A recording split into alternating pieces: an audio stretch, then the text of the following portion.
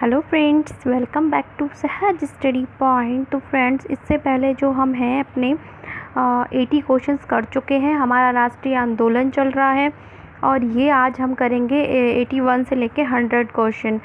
तो हमारे राष्ट्रीय आंदोलन के 100 क्वेश्चन तो कंप्लीट हो जाएंगे और इसके बाद जो कल है, आपको कल भी राष्ट्रीय आंदोलन की ही तैयारी करनी है। और ये वाली जो अपनी डेली लाइव टेस्ट सीरीज़ है, आपको 1 बजे देखने को मिलती है या दोपहर में 1 बजे लाइव टेस्ट सीरीज़ चल रही है हिस्ट्री की, और रात को जो है आपको 10 बजे साइकोलॉजी की टेस्ट सीरीज़ देखने को मिलती है। तो फ्रेंड्स, अगर आप लोगों ने चैनल को सब्सक्राइब नहीं किया तो सब्सक्राइब कर लें। प्लीज़ ज़्यादा से ज़्यादा लाइक करें, कमेंट करें, शेयर करें। तो चलिए फ्रेंड्स, स्टार्ट करते हैं अपना आज का ये टेस्ट। तो देखिए, क्वेश्चन नंबर 81 है।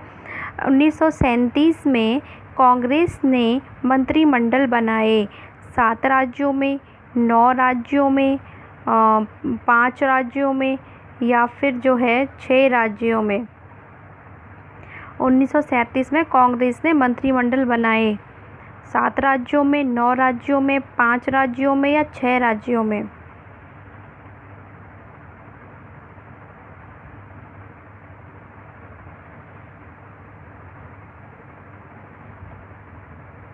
तो देखिए, इसका आंसर होगा डी, यानी 6 राज्यों में। ये यहाँ पे 4 ही जो है ये रॉन्ग लिखा हुआ था, इसलिए मैंने आपको 6 बोला। तो देखिए, 1937 के चुनाव में कांग्रेस ने संयुक्त प्रांत उड़ीसा, मध्य प्रांत और बिहार और मद्रास में पूर्णतः बहुमत और बम्बई में लगभग पूर्णतः बहुमत प्राप्त किया। इन 6 राज्यों में कांग्रेस मंत्रिमंडलों ने पदभार संभाला। बाद में असम और पश्चिमोत्तर प्रांत में भी कांग्रेस मंत्रिमंडल अन्य दलों के साथ गठित हुए। नेक्स्ट है अपना 82 क्वेश्चन। महात्मा गांधी किसकी कृतियों से अधिक प्रभावित थे? Bernard Shaw, Karl Marx, Lenin, Leo Tolstoy.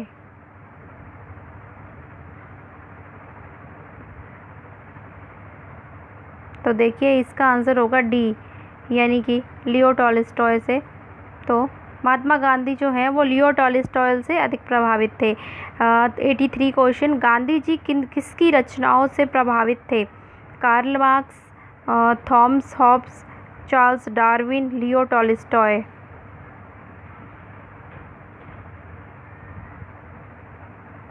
इसका आंसर होगा लियो टॉलस्टॉय। ऊपर भी आ चुका है ये क्वेश्चन और वापस से रिपीट हुआ है।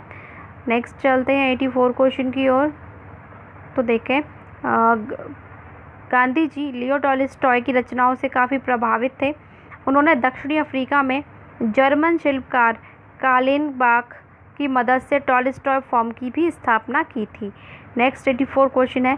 महात्मा गांधी ने अपनी सत्याग्रह की क्रियाविधि सबसे पहले कहाँ प्रयुक्त की? महात्मा गांधी ने अपनी सत्याग्रह की क्रियाविधि सबसे पहले कहाँ प्रयुक्त की? दांडी, चंपारण, इंग्लैंड या दक्षिण अफ्रीका।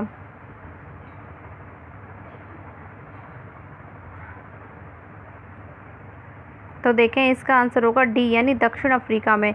तो गांधी जी ने सत्याग्रह का सर्वप्रथम जो प्रयोग है वो दक्षिण अफ्रीका में किया। भारत में सत्याग्रह का जो पहला प्रयोग है वो 1917 ईस्वी में बिहार के पूर्वी चंपारण जिले में आरंभ किया। राजकुमार शुक्ल नामक किसान नेता ने गांधी जी को चंपारण आने के लिए जो है प्रेरित किया था।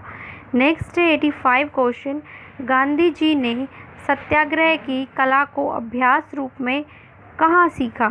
आयरलैंड, इंग्लैंड, स्कॉटलैंड, दक्षिण अफ्रीका।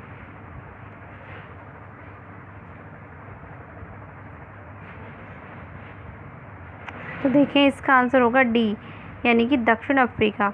तो गांधी जी ने अपने दक्षिण अफ्रीका प्रवास के दौरान ही सत्याग्रह की कला को अभ्यास के तौर पर सीखा था। नेक्स्ट है अपना 86 क्वेश्चन।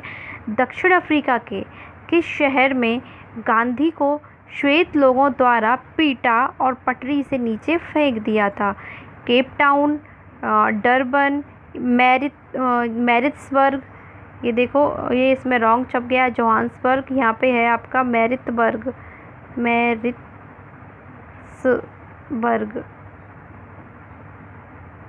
मैरिट्सबर्ग और प्रेटोरिया।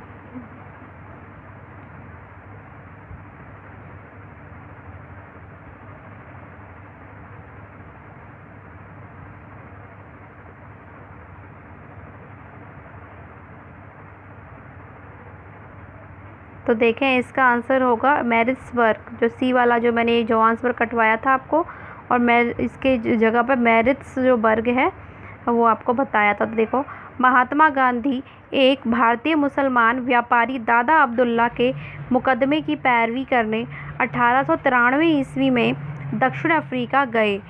वहाँ गांधी जी जब डरबन से प्रिटोरिया तक, तो देखो जो डरबन से तो वो प्रिटोरिया जा रहे थे, डरबन से प्रिटोरिया रेलवे द्वारा प्रथम श्रेणी के डब्बे में यात्रा कर रहे थे।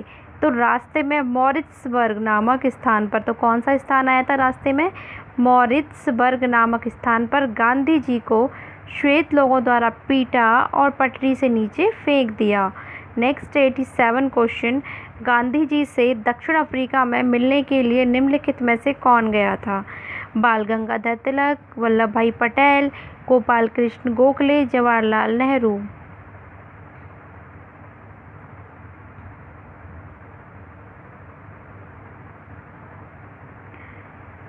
तो देखें इसका आंसर होगा सी, यानी कि गोपाल कृष्ण गोखले जो है वो गए थे। तो गांधी जी से दक्षिण अफ्रीका मिलने हेतु गोपाल कृष्ण गोखले गए थे। नेक्स्ट 88 क्वेश्चन, गांधी जी का राजनीतिक गुरु कौन था? गांधी जी का राजनीतिक गुरु कौन था? गोपाल कृष्ण गोखले, बाल गंगाधर तिलक, अरविंद घोष, लाला लाजपत राय।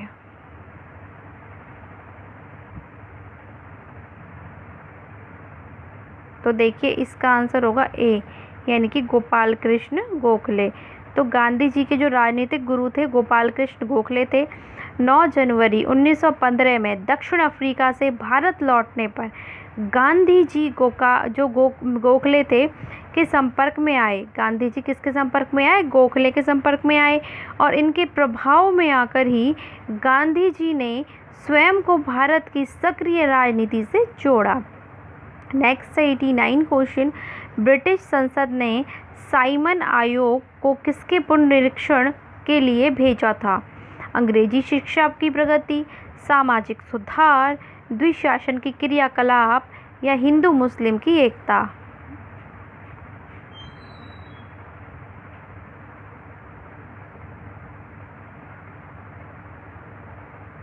इसका आंसर है सी, यानी द्विशासन की क्रियाकलाप। तो ब्रिटिश संसद ने साइमन आयोग को द्विशासन की क्रियाकलाप पुनरीक्षण के लिए भेजा गया था। साइमन कमीशन का भारत में आगमन 3 फरवरी 1928 को हुआ था। कब हुआ था? 3 फरवरी 1928। नेक्स्ट है आज का 90 क्वेश्चन, गांधी जी ने सत्याग्रह आंदोलन किस वर्ष आरंभ किया? 1919, 1927, 1934, 1942।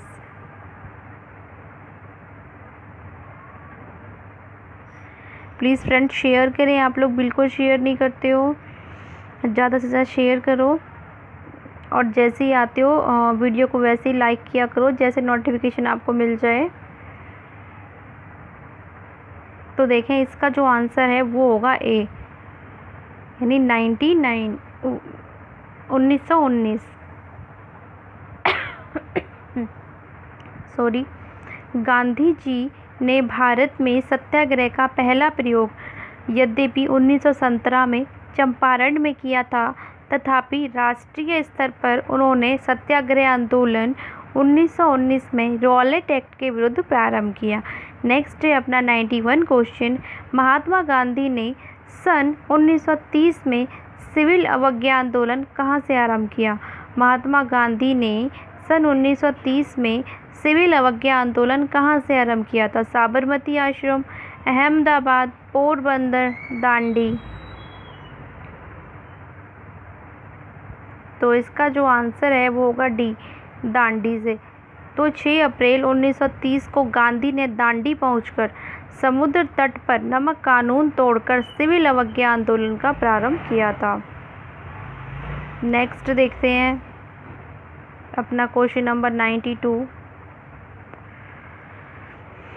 तो देखें, यदि दांडी मार्च, जलियांवाला बाग की त्रासदी, भारत छोड़ो आंदोलन तथा स्वदेशी आंदोलन, तो इन्हें क्या है कालक्रम अनुसार रखा जाए तो उसे निम्नलिखित में से किस क्रम के अनुसार रखेंगे? ए 2 1 3 4, बी 4 3 1 2, सी 4 2 1 3, डी 3 4 1 2।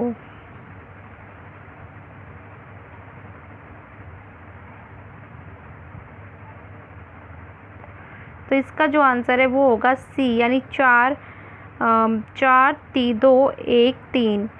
सबसे पहले आएगा स्वदेशी आंदोलन, उसके बाद आएगा जलियांवाला बाग की त्रासदी, फिर आएगा दांडी मार्च और उसके बाद आएगा भारत छोड़ो आंदोलन। देखिए, स्वदेशी आंदोलन 1905, जलियांवाला बाग त्रासदी 1919, दांडी मार्च 1930, भारत छोड़ो आंदोलन 1942। नेक्स्ट है 93 क्वेश्चन। गांधी जी खादी को किसका प्रतीक मानते थे? गांधी जी खादी को किसका प्रतीक मानते थे? औद्योगिकरण का, आर्थिक स्वतंत्रता का, आर्थिक वृद्धि का या नैतिक पवित्रता का?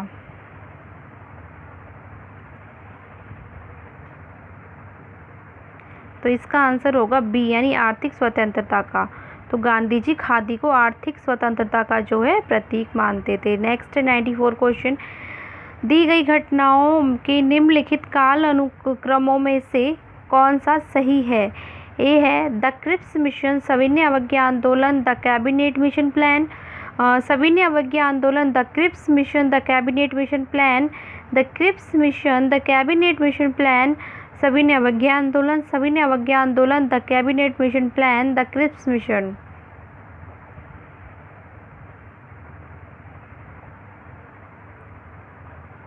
तो देखें, इसका आंसर होगा बी, सविनय अवज्ञा आंदोलन, the Cripps Mission, the Cabinet Mission Plan. तो देखें, सविनय अवज्ञा आंदोलन 1930, the Cripps Mission 1942, the Cabinet Mission Plan 1946। Next है 95 क्वेश्चन। निम्न को कालक्रम अनुसार व्यवस्थित कीजिए। दांडी यात्रा, साइमन कमीशन, पूना समझौता, गांधी इरविन समझौता।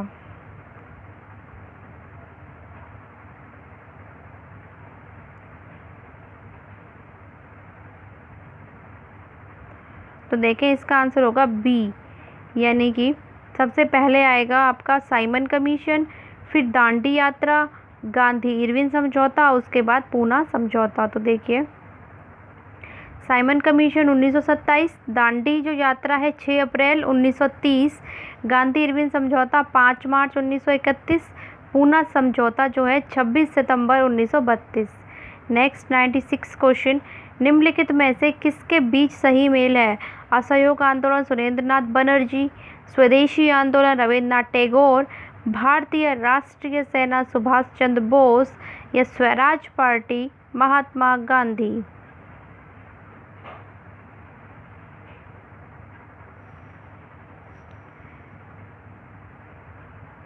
तो देखिए, इसका आंसर होगा सी, भारतीय राष्ट्रीय सेना सुभाष चंद्र बोस। तो भारतीय राष्ट्रीय सेना का जो नेतृत्व है सुभाष चंद्र बोस द्वारा किया गया था, जबकि स्वदेशी आंदोलन का रविंद्रनाथ टैगोर द्वारा समर्थन जरूर किया गया था, परंतु वे सक्रिय भूमिका में नहीं थे।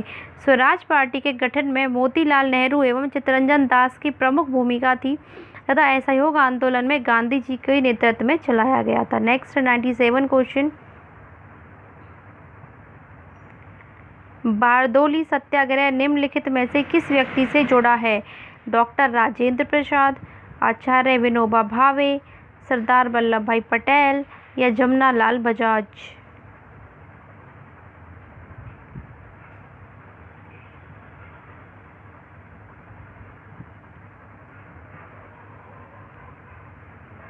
तो देखें, इसका आंसर होगा सी, यानी पटेल के नेतृत्व में फरवरी 1928 को शुरू किया गया था, जो गुजरात के किसानों का लगान वृद्धि के खिलाफ किया गया था। Next 98 question. सुभाष चंद्र बोस ने स्वतंत्र भारत की अंतरिम सरकार की स्थापना की थी। बर्मा में, सिंगापुर में, थाईलैंड में या इंडोनेशिया में?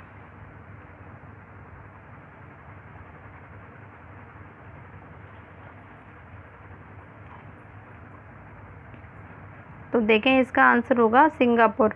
यानी सुभाष चंद्र बोस ने स्वतंत्र भारत की अंतरिम सरकार की स्थापना जो है सिंगापुर में की थी। 99 क्वेश्चन देख लो।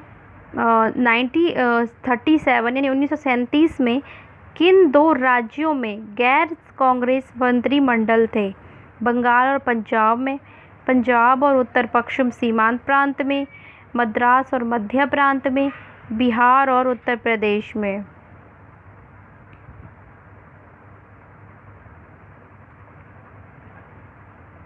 तो देखिए इसका जो आंसर है वो होगा ए, यानी बंगाल और पंजाब में। तो देखिए 1937 के चुनावों में कांग्रेस को बंगाल, पंजाब और सिंध में पूर्ण बहुमत नहीं मिल सका था। पंजाब में जो यूनियनिस्ट पार्टी और मुस्लिम लीग तथा बंगाल में कृषक प्रजा पार्टी एवं मुस्लिम लीग की सरकार गठित हुई थी। सिंध में भी गैर कांग्रेसी मंत्रिमंडल का गठन हुआ था। नेक्स्ट है 100 क्वेश्चन और आज का अपना अंतिम क्वेश्चन है ये। कैबिनेट मिशन भारत कब आया था? 1943 में, 1944 में, 1945 में या 1946 में?